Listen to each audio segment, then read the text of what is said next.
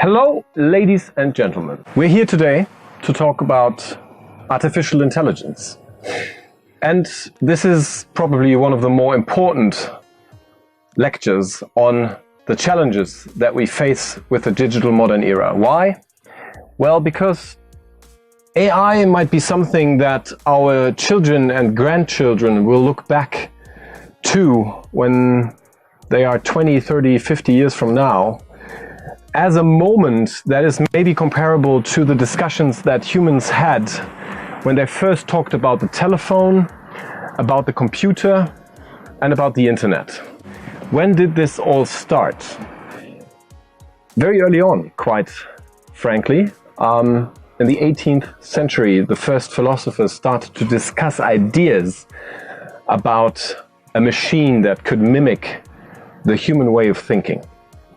But it wasn't until the early 20th century before scientists actually laid their hands on concepts that are still being used today.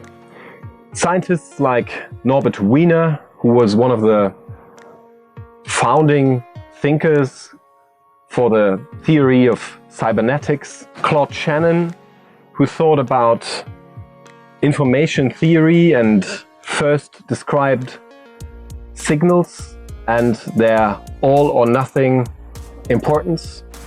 Or, of course, and that name you will most likely have heard before, Alan Turing, the mathematician, who also invented the Turing Test, which describes an experiment where there are two parties and one is definitely human, and it has to test its other communications partner for whether it is also humans on the other end or a machine.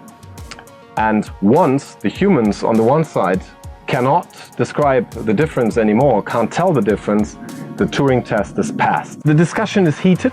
It is everywhere.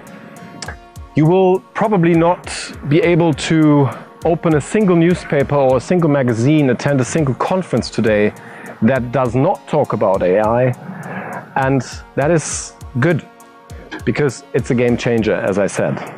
I'm far from being an expert on AI, and yet I have met and talked with so many true experts, and I've seen so many AI applications run, that I'm very, very convinced that we can and that we have to have this conversation. Despite the fact that AI, as I said, in theory is quite an old concept, one might say it's in its senior citizens' years already, 60, 70, 80 years of age. The application is still in its infancy, and already today there's so much going on.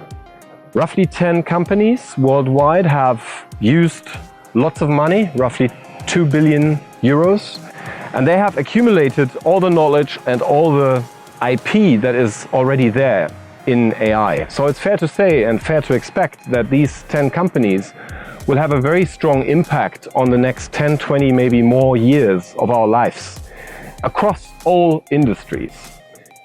Does that have to scare us? I don't think so, because we've seen that before. It happened with Google, Amazon, Facebook, Apple, and Microsoft. And it's just going to happen again. But now, this time, we can see it earlier and we can prepare. So let's do that.